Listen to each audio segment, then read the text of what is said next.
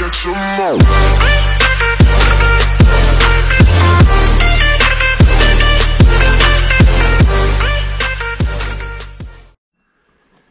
Yo les amis, ça fait longtemps que je vous ai pas fait une petite vidéo.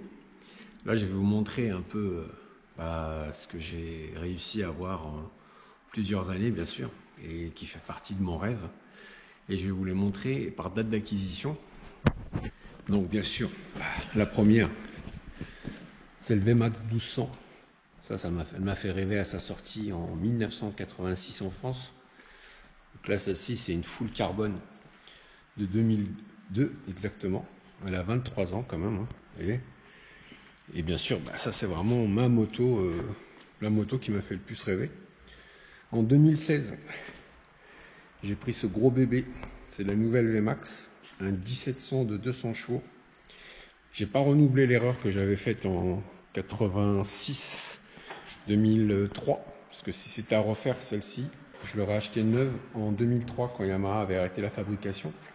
Donc celle-ci, j'ai sauté sur l'occasion parce que Yamaha voulait la sortir de son catalogue. C'est un véhicule qui a été très très cher à produire. Les ventes sont pas terribles par rapport à celle-ci. Celle-ci vraiment, ils en ont vendu un paquet dans le monde. Celle-ci, elle coûtait quand même 22 900 prix catalogue. C'était très cher pour ce que c'est. Du coup, ça a été un peu un flop commercial, hein, d'après ce que m'avait dit le directeur général de Yamaha. Et d'ailleurs, il n'y aura plus de génération future en VMAX, c'est fini, ça il me l'a confirmé. Celle-ci, donc, c'est en 2016 qu'ils l'ont sortie.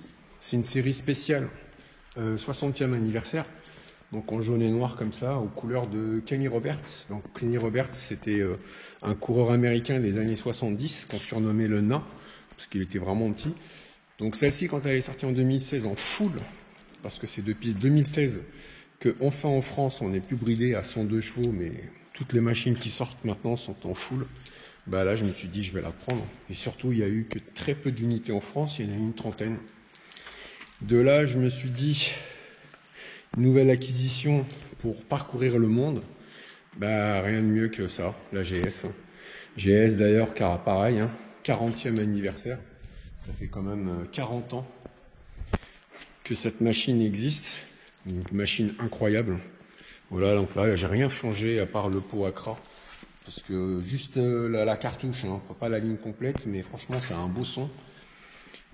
Voilà, avec le top case, les valises sur le côté. Franchement, ça, c'est vraiment la machine pour parcourir le monde et pour aller le plus loin possible.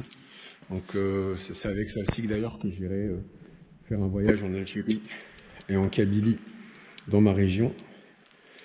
Et puis voilà, et puis ma quatrième acquisition que j'avais aussi envie de prendre parce que je n'avais pas pris depuis longtemps. J'ai même quasiment jamais conduit. C'est le T-Max. Voilà, le T-Max qui est pour moi le roi de la ville. Pour moi, en scooter, maxi scooter sportif, il y a le T-Max et après il y a les autres. Franchement, pour moi, il y a rien de mieux que ça. C'est vraiment une machine de guerre. À la conduite, c'est impressionnant. Et là où Yamaha ont réussi à tenir le haut du pavé depuis plus de 20 ans, puisque celui-ci d'ailleurs, en 2001, il est sorti, le premier modèle est sorti en 2001, donc celui-ci quand il est sorti justement pour les 20 ans du T-Max, en fin de compte Yamaha, quand vous dépouillez le T-Max et que vous le mettez à nu, c'est vraiment le châssis d'une moto. Vous avez une vraie fourche de moto à l'avant, un vrai freinage de moto. C'est pour ça que cette machine était vraiment incroyable. Voilà, franchement, je suis trop fier de ce petit parc que j'ai. Voilà, c'est pas grand-chose en soi, mais c'est juste, voilà, c'est des machines qui m'ont toutes marqué. Elles ont toute une histoire. Celle-ci pour l'amour de la moto, tout simplement. Celle-ci, c'est vraiment la moto. J'étais comme un fou devant quand je la voyais à la sortie du lycée. Et puis après, voilà, donc avoir la nouvelle et la continuité, c'était tout à fait normal. Après ça, c'est le couteau suisse. C'est vraiment la machine. On peut aller partout avec. On peut faire du off-road. On peut rouler sur de l'asphalte. Et là, on voit un petit chemin de terre. On se dit, tiens, allez, on va faire un petit tour par là. Et puis ça, pour le quotidien. Vraiment, pour le quotidien, il n'y a rien de mieux. Il n'y a rien de mieux. Avec toutes les options qu'il y a, Voilà, on peut mettre un casque en dessous, régulateur de vitesse, bulle électrique. Franchement, c'est incroyable. Ça et ça, c'est bardé d'électronique et d'options. Par contre, voilà, celle-ci, bien sûr, elle a l'ABS, mais celle-ci, elle a rien. C'est vraiment la conduite à l'ancienne. Il y a Walou de chez Walou. Donc, il faut juste améliorer le freinage, comme je l'ai fait, parce que sinon, ça freine très très mal. Ça a quand même 280 kg de poids, donc rapport poids-puissance. Par contre, avec le V-Boost, ça marche fort. Et celle-ci, c'est encore pire. Celle-ci, c'est 310 kg. Il n'y a même pas de béquille centrale, c'est une béquille latérale uniquement. Et ça, c'est un gros bébé, hein. Ça c'est pareil, hein. Bien sûr, le freinage, il est plus mordant. C'est un freinage à 6 pistons, mais quand même, hein, faut faire attention. Par contre, ça, c'est incroyable. C'est une machine qui pardonne beaucoup. J'ai jamais vu ça. C'est une machine vraiment...